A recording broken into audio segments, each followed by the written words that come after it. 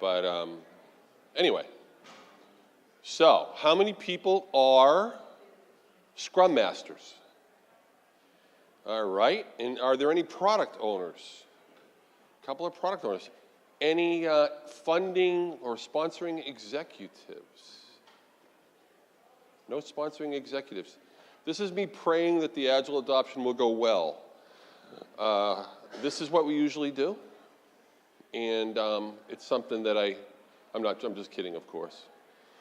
So let's get underway. This is my bio. Nobody cares about that. So let's get right down to what it's all about.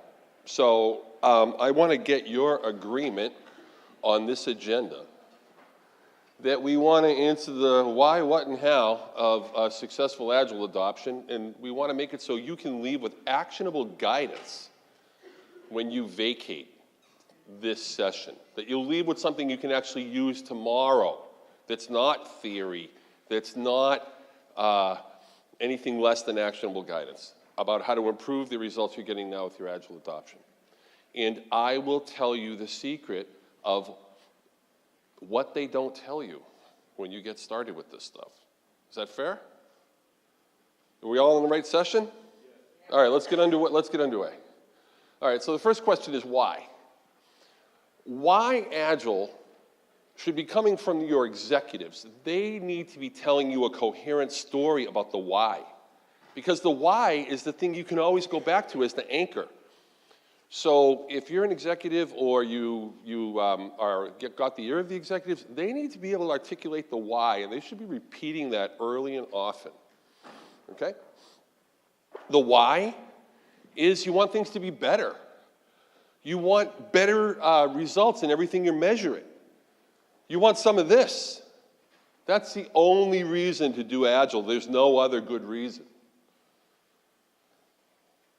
Right? We want outcomes, the outcomes that we've already decided we're going to take a shot at. Agile's a kind of vehicle. We want to go for a ride towards better outcomes, better results. There's no other reason. That's the why. Everyone knows that, right? Do we all have agreement on this? It's all very simple, right? Okay, now there's this piece. The what. We know the why. Now there's the what. Neil's told us a little bit about the what, and the what doesn't have to be perfect, but we know what it is, right? We're going to have to change the way our organization is structured. Doesn't have to be perfect, but it's supposed to work. It's supposed to be aligned with the value stream. So there's a flow of value from our company to our customers. We need to align the way we're structured, that is, the way we make decisions, needs to be aligned with that value stream so that structure's not an impediment to the flow of value. Make sense? Okay. The other thing we know we need to do, the what, is this. Scrum. Because we know if Scrum is done according to the Scrum Guide, that we will get the results that we say we want. Now, that said, 20% of the projects that are in a large company are not going to benefit from full-on Scrum. Isn't that a great relief to know that? That, you know, if you have a Scrum hammer, the whole thing's not a Scrum nail. That there's some projects in your company that actually do not require full-on Scrum, right? That's how it is. How many people here work in a company that has more than 1,000 employees? All right, that's a lot of people. So I can guarantee you that about 20% of your projects are not going to benefit from full-on Scrum. Said another way, 80% of them will. So this is what we're going to be using, and we're going to be doing some of this at the organizational level as well. This happens at the team level, but this spreads like a weed. It goes upward and onward if you're doing it well, and you wind up with this at the organizational level. So we know that. We know the why, we know the what. What's left?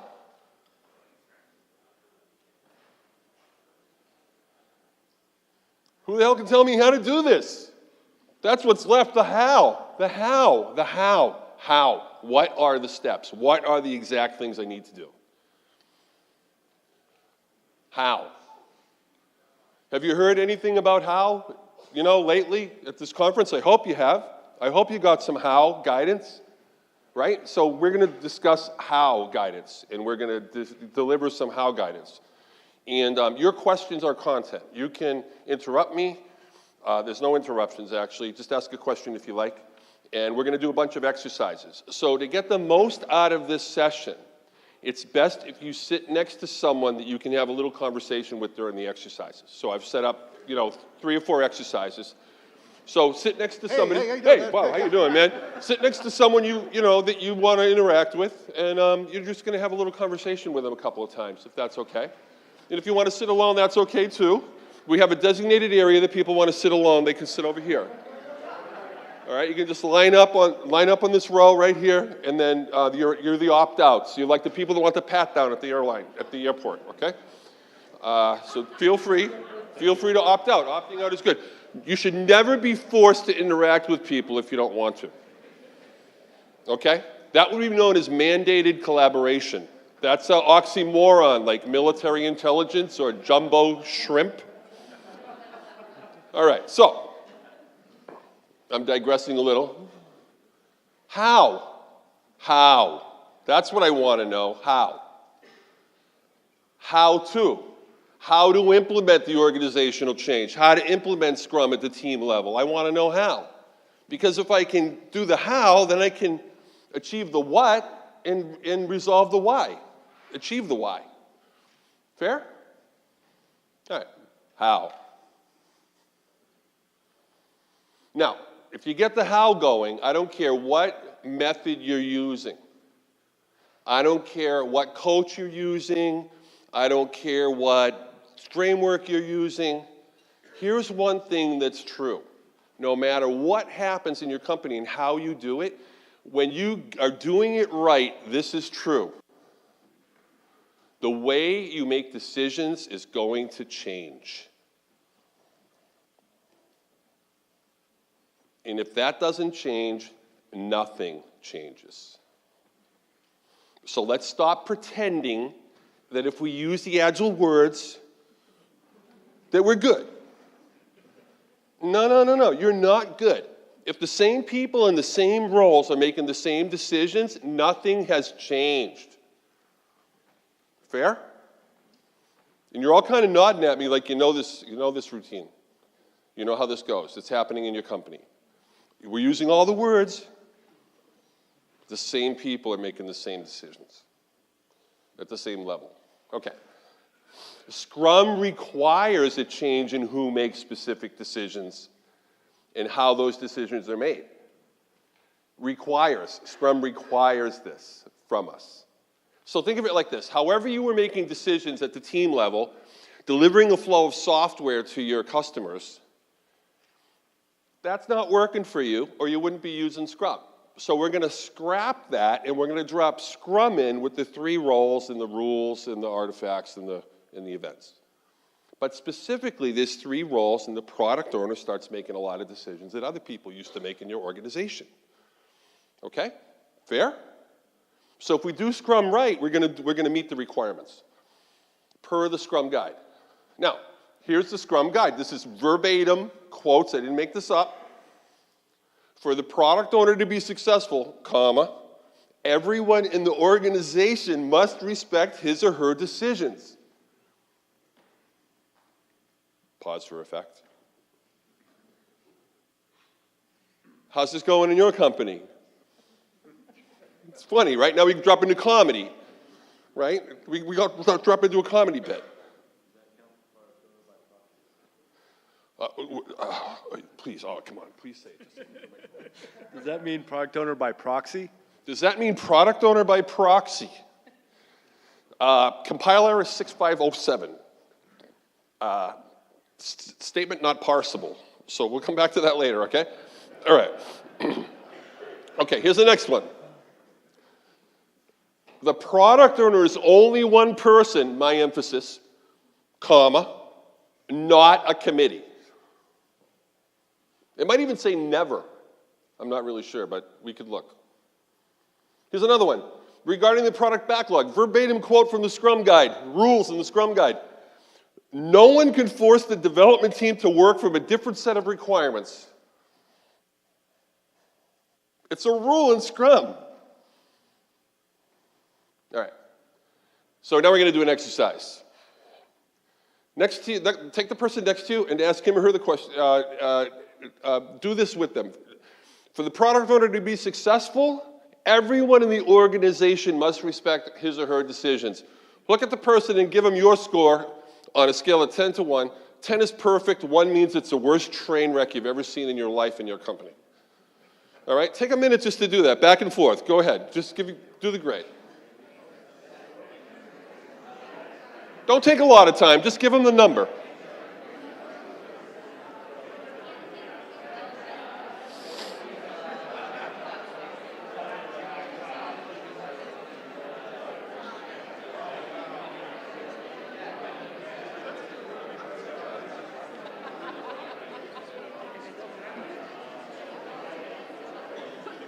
No fractional scores. Whole numbers, please.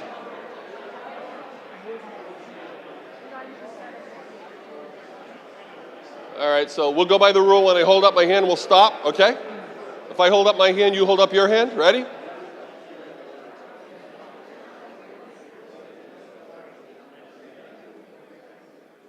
All right, may I have your attention, please? How many people scored a 10? Okay. 9. There's 1 9. You're the big winner. Okay, 8. Who's got an 8? Okay, some 8s are so, okay, we're seeing the light of day. 7. 7. 7. 7. 7 going once, going twice. 6. 6. 6. Okay, 5. 4. Ooh, there's a lot of 4s. 3. Oh. 2. Oh, I feel your pain. 1. Oh! Oh, it's like The Sopranos. When they hear something surprising, they go, oh! Okay. Ooh. All right, so what's the problem here? It's not obvious yet what the problem is, but I'm going to reveal it to you, and this is the guidance. You're going to walk out with some excellent, actionable guidance. All right, here's the new one. I know your situation. I've done this for 11 years. I've been around. I've played all the roles from 2006 to 2008 with some startups I had, and then I became a coach 2007. Let me show you. I'm the product owner, but others are able to tell my team what to do. How many people have ever seen this one in their company? All right, that's a lot of people. Here's another typical one. I'm a team member, and our team is constantly interrupted with other crap to do. Thank you. Thank you for your polite applause. It's gallows humor is what this is. Okay, here's another one. I'm the Scrum Master, but I can't get rid of the impediments my team has identified as necessary to their success because I don't have enough authorization, and the higher-ups don't give a damn. Fair? All right, so these are all symptoms of what they don't tell you about Agile success. This is all symptomatic of a very simple fix. It's ridiculously simple to fix. Here's another one. I'm an executive in my organization, and it seems incapable of changing. People on my own staff aren't happy, and the PMO is especially not happy. Sound familiar? All right. So this is all solvable. You don't have to go to the hospital for an operation. It's not even outpatient surgery. All you need to do is get on a regimen of diet and exercise, and you're good. Okay, that's kind of how it works. But like any program like that, you have to want to do it. So let's find out what it is. Next exercise. Discuss your agreement with the following statement. The way product decisions get made conforms 100% with the Scrum Guide since we implemented Scrum. 10 is perfect. 1 means it's an utter train wreck. Just take a minute. Give your grade to the person next to you, and then let's find out what it is. And this.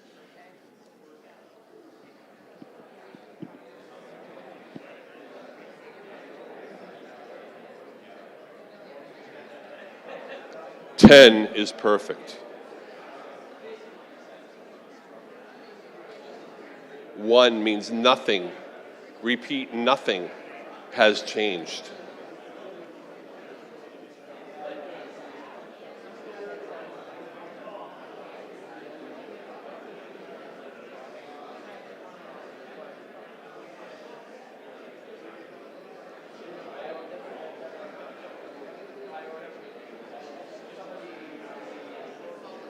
Greetings to those up in the gallery.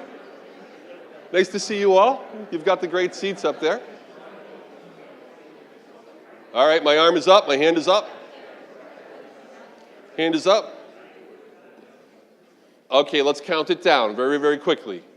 10 means perfect Scrum, 1 means it's more messed up than last Thanksgiving's turkey. Here we go. Who can give me a 10? 10. 9. 8. Oh. 7.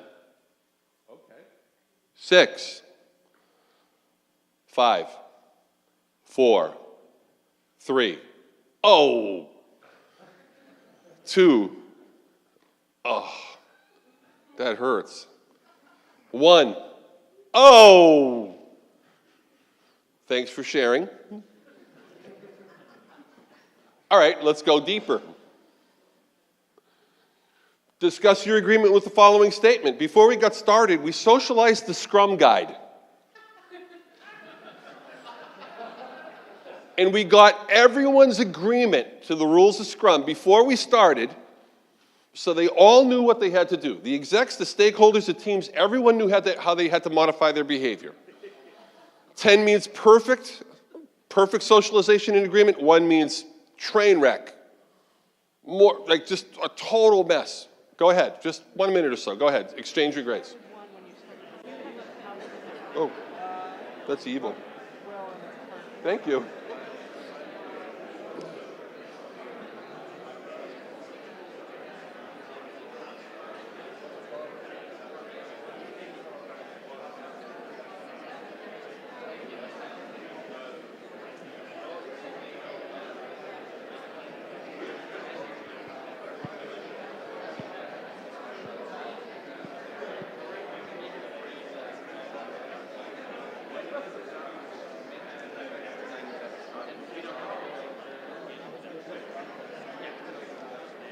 All right. All right, here we go again. My hand is up. All right. All right, let's go again now. 10. 9. 8. 7. 6. Oh, this is going to be ugly. 5. 4. Wow, there's a lot of holdouts here. 3 or lower. 3. 2. 1. Oh. Oh, that's so painful.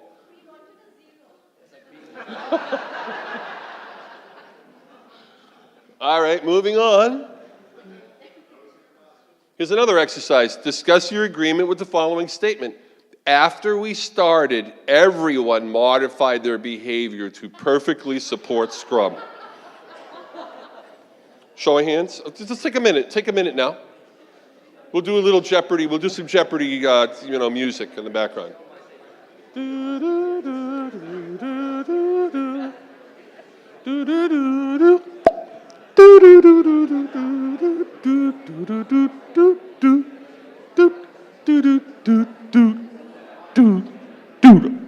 Okay.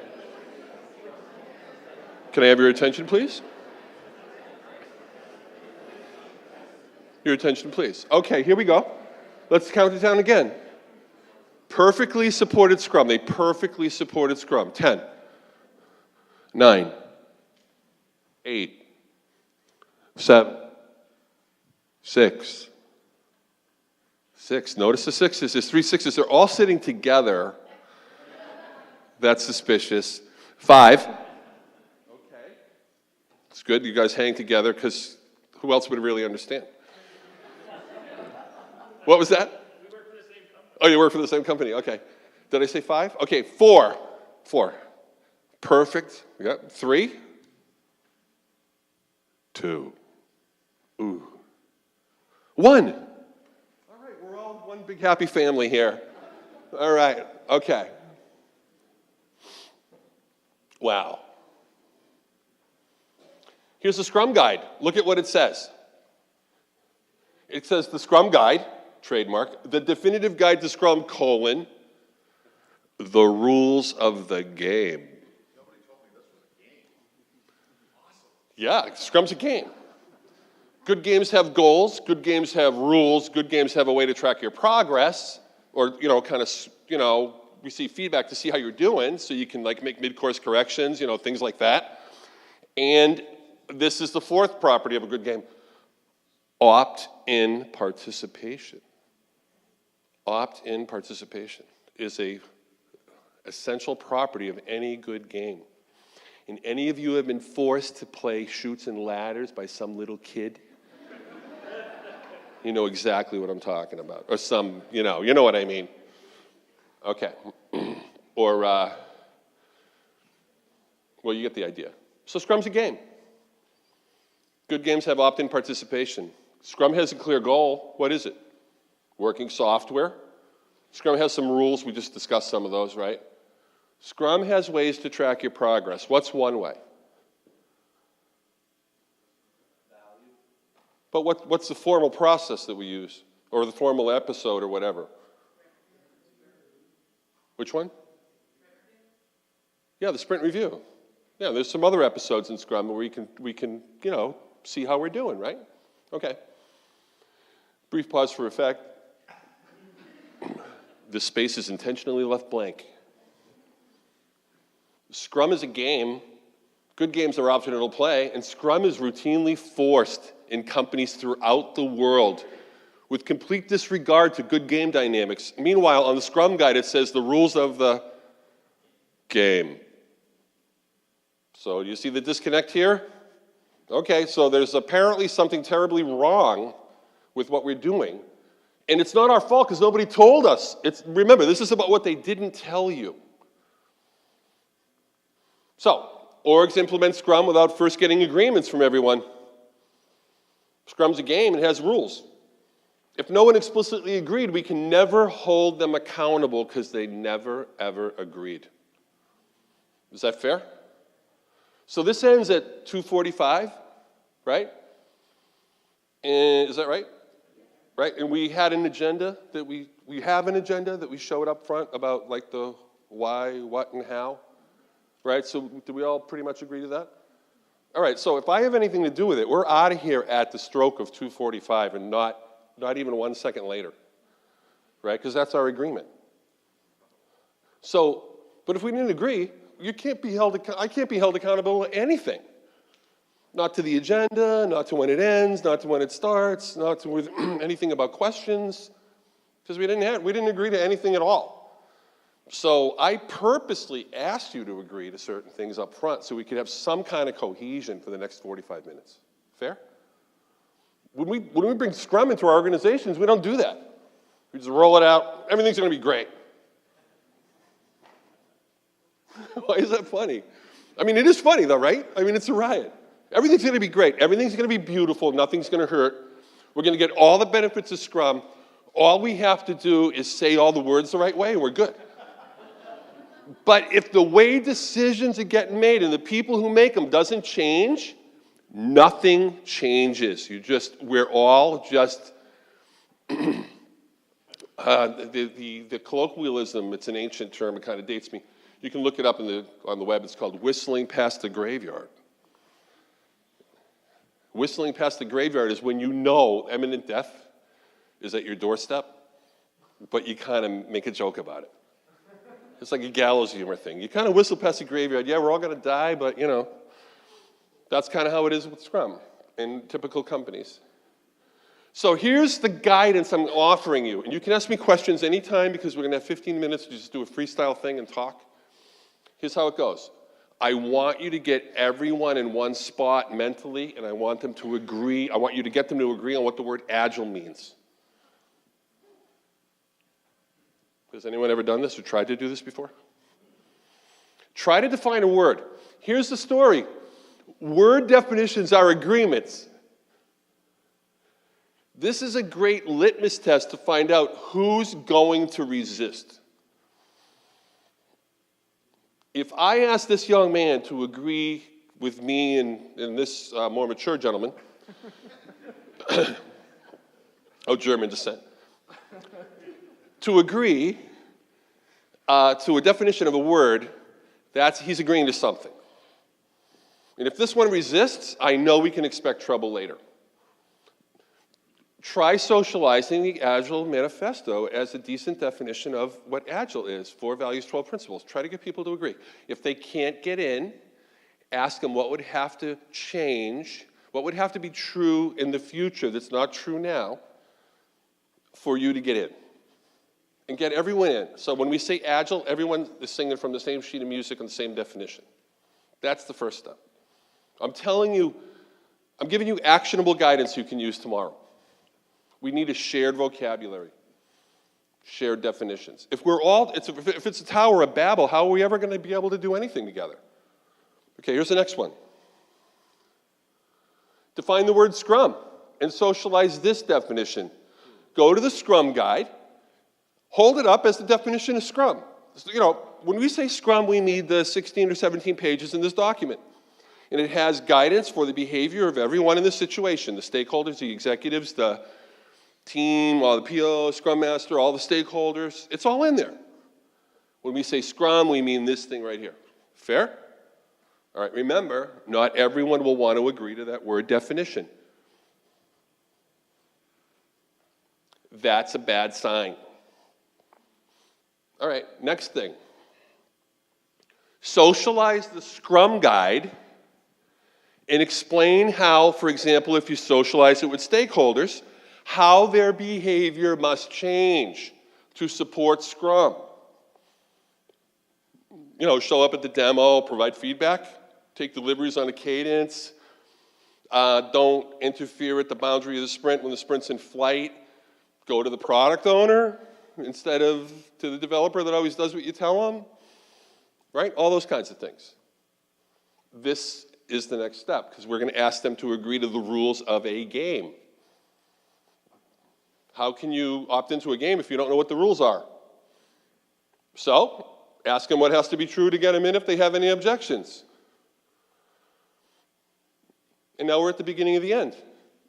Socialize the rules, get clear agreements, and play the game in that order.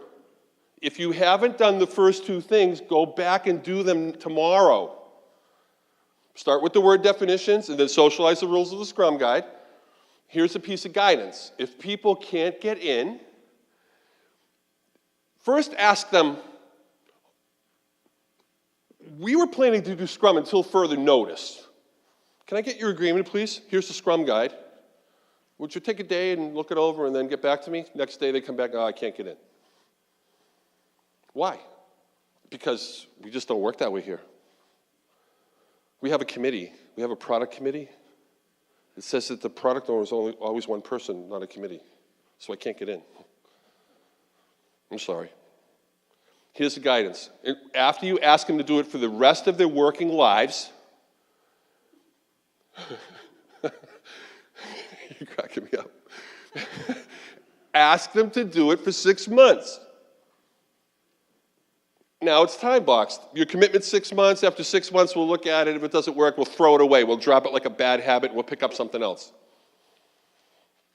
We'll use something else as a vehicle for continuous improvement. Scrum won't get us there. After 6 months, that's what we'll discuss. Can you get in for 6 months? After you read the Scrum guide? Why don't you let me know tomorrow? Tomorrow comes, can you get in? No. Why not? Same reason. All right, you know where I'm going with this? What's the next thing I'm going to ask for? 3 months, that's right. So, and then if they say no, that's radical, from 3 to 1 month, yeah. But that's the idea. So here's the rule. When they say no, reduce the ask by half and go again. This worked really good with my current wife, who I'm married to for 38 years. When I first, no, I'm dead serious. You know what I'm talking about. Nils knows my wife, and he knows the story. She wanted nothing to do with me.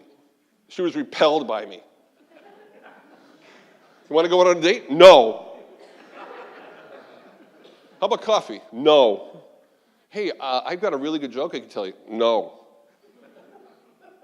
How about them Red Sox? You know, little by little, chipped away at it, and now we have 4 adult kids and married 38 years, and this is how it starts. Just keep reducing the ask. Fair? And don't give up because people change their minds. They might find it charming that you like Ever-Ready Bunny or something like you can't be killed or you're hard to kill or like you just don't go away. You keep showing up and it's just bad. You have no sense of pride, right? You have really weak ego strength. You're just you're just a shell of a man. Well, whatever it takes, honey, that's how I feel about it. So this is the idea. Keep reducing the ask by half. Yes, sir. So, Dan, you're saying don't try to prove out Scrum as like a proof of concept. You got to get the agreement ahead of time. Oh, well, if you're going to do a proof of concept, the question is, don't do Scrum as a proof of concept. You've got to get agreement ahead of time. Yes, and you want to get the agreements up front and then do the proof of concept. Remember, we're going to reduce the ask, reduce the ask, reduce the ask. We got everyone to agree to do it for a month. So now we can do 2 iterations, and we can hold them accountable to the Scrum Guide if their behavior goes off the rails. We go, we already covered this. Can't do that. Fair? And it's only for a month, so in a month we're going to have a referendum on this whole thing, and we're going to drop it like a bad habit if it's not working for us, because Scrum and Agile, those are vehicles. We get in them, we go for a ride in the direction of continuous improvement. They're not the end result or the end destination. They're a vehicle to go somewhere. And if the wheels are falling off that vehicle, we'll get some other vehicle. Fair? But if they do Scrum according to the Scrum Guide, what do you think is going to happen? Something good. That's what's going to happen. Something good. Why? Because there's one and only one product owner. And the team's not allowed to take direction from anyone else. And no one else can tell the team to work from a different set of requirements. And so on. Right? In Scrum, if there's 100 things that you need to make decisions about in Scrum, the Scrum Guide might make 10 of those decisions. You're making the other 90. That's how Scrum is. Okay, but we need to agree on those minimal things. People say, oh, Scrum's not very prescriptive. Bullshit. Bullshit. 3 roles. Very clear tasks, authorized tasks by role. No overlap.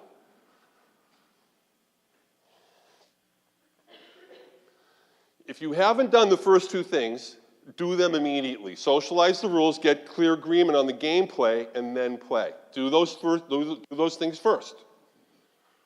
Next thing, get good agreements up front. If you don't do this, you have no one to blame but yourself. This is what they don't tell you.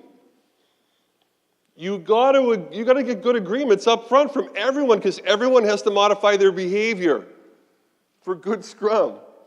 It's all in the guide. It says exactly what to do. It's not hard to read, right? It's very simple. All right, so now you can ask me anything. We have a CSM class next week on Thursday and Friday. If you want to go and save $100, you can do that. And I have guidance on that. And I'll give you a copy of the OSA handbook for free.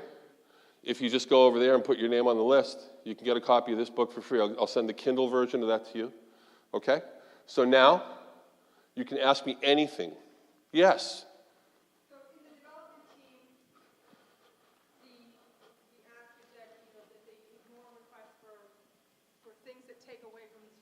So for the development team, we're going to ask them to change their behavior by ignoring requests from anyone except the product owner.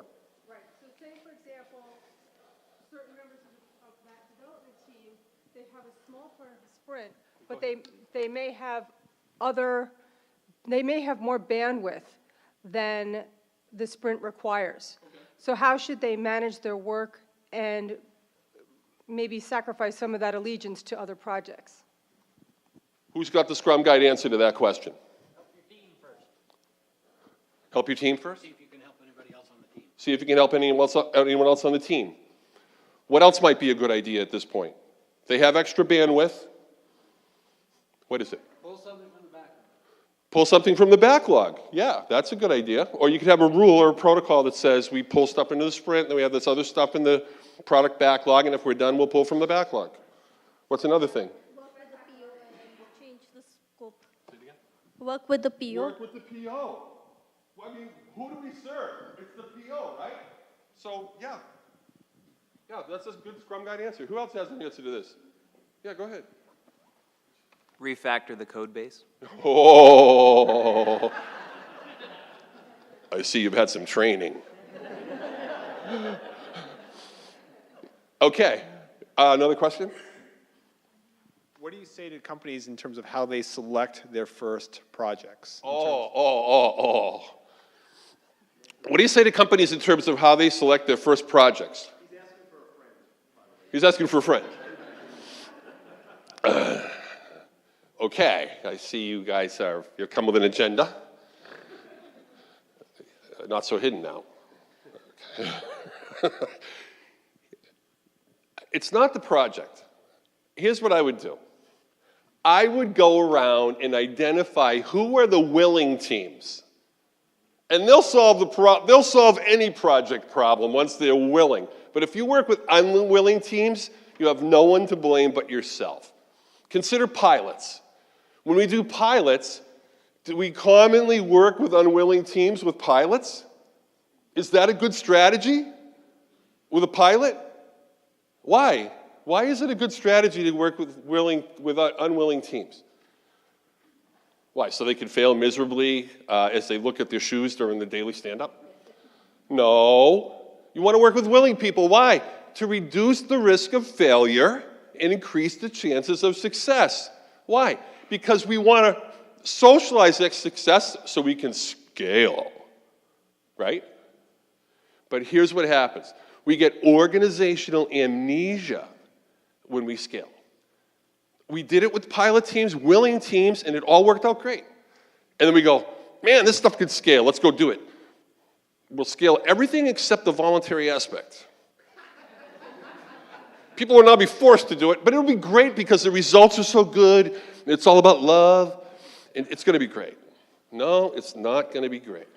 There's people who have established little miniature empires. They have budget authority. They have staffing. They like it exactly the way it is. They've played by the rules, and they've won. They've done handsomely. Now this Agile stuff comes in. It's so unfair.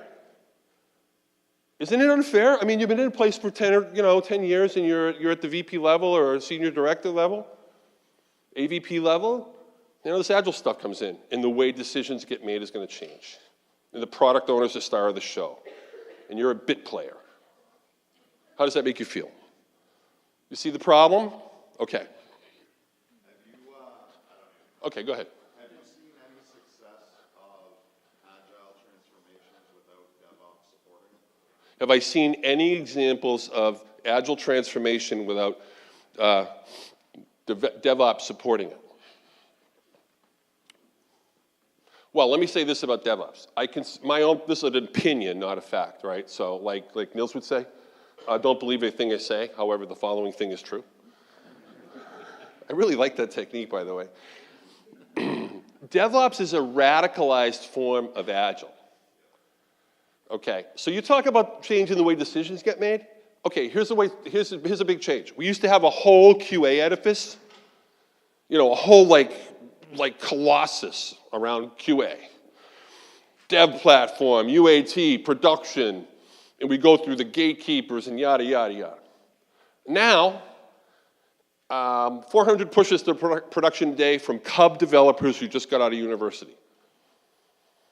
So I'm not answering your question directly, but I would say that it's part of good agreements to bring in all the stakeholders. That would include developer operations and everyone else who has a stake in the game, and let's get them all in. So, I mean, generally, to answer your question, I have not seen Agile get any traction at all where there haven't been good agreements across all the stakeholders and all the people who were affected. So that's my answer to that question. Who else has one? Okay. Do you want to speak up or? You said at the start that 80-20 rule, 80% of the projects are pretty good for Agile and 20% aren't so good. Yeah, 20% of your projects will not benefit from full-on agility. Characterize the projects that fall in those two buckets? Yeah, so Ken Schwaber in his book, in the 1996 book, Agile Software Development and Scrum, which was the first Agile book on the planet, which was co-authored with Mike Beadle, who died recently, a prince of a man, he said that there's defined process and there's empirical process. So defined process is something we understand. It can be reduced to documentation. Other types of knowledge, like tacit knowledge, that you would get from being near someone or understanding how they do something. You don't get it out of a video or a book. You have to work with the person. When you're in that situation, you need to use empirical process. So any type of project that can be reduced to documentation, that can go kind of ABC, is not going to benefit from full-on Scrum, because I can explain it to you and show you the documentation, and then you can do the same thing that I was doing. But when that's not true, then we benefit from full-on Scrum. The other thing, or full-on agility, just in general. And then I would say this: as the pace of change accelerates throughout the whole civilization because of tech, more and more projects are going to benefit from full-on agility, and that's why we're all in the room right now. If we were living in an age where the pace of change was really slow and sleepy, we wouldn't need no agility. We wouldn't need no empirical process. Okay, so here's my summary answer. At the beginning of a new software development effort, we make things up about how we know, about how long it's going to take, how good the quality is going to be, what the features will be, and the delivery date, right? But we're making that up. We don't know anything until we get some direct experience, okay? And then at the end of a project, we know the answers to most of the questions. So those types of more mature projects are not going to benefit from full-on Scrum, and to tell you the truth, I think it's overkill for about 20% of the project, 20% of the portfolio. Okay, another question? Yes, up in the gallery. How do you address an objector in your organization who is saying for a new development project that Agile isn't going to work because then we won't meet client deadlines? You won't need what? We won't meet client deadlines. Oh, we won't meet client deadlines. Oh, let's figure this out. It's a new project and it won't work because we won't meet client deadlines, which implies they're completely unreasonable, right? Okay. So we were never going to meet them anyway. So in IT, I didn't realize that was funny. In IT,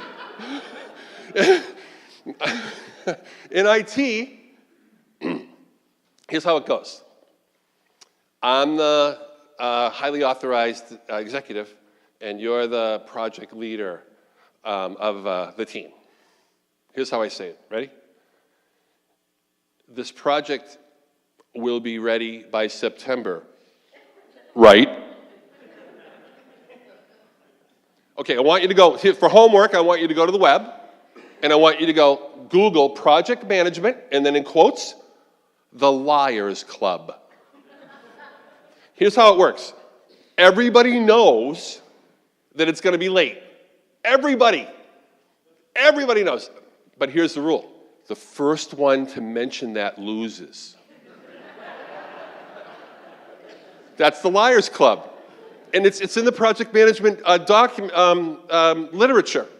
It's the Liars Club. So I want you to refer them to the Liars Club and then invite them to lunch. Fair? And I would say also that in an environment where the truth can't see the light of day, you will never be able to implement empirical process. Because empirical process requires awkward truth-telling. So the sooner you can get to awkward truth-telling, the better off you're going to be. So show them the Liars Club doc, and then take them to lunch and find out what he or she likes to drink, and get them all liquored up like a truth serum, and then give them an object example of what awkward truth looks like. Fair? All right. Another question. We still have 2 more minutes. Is there one more question to go? Going once, going twice. We'll be able to yield our remaining time. We're going to finish early here. So I say keep the world safe for Agile, keep the world safe for Scrum. Consider signing up for the Open Space Agility Handbook, which shows you a way to get the awkward truth on the, out in the open where it can see the light of day. And consider going to the CSM class on next week on Thursday and Friday, which will be held in downtown Portland. That code will give you $100 off. And I say, keep the world safe for Agile, Scrum, and all things empirical until we meet again. Thank you.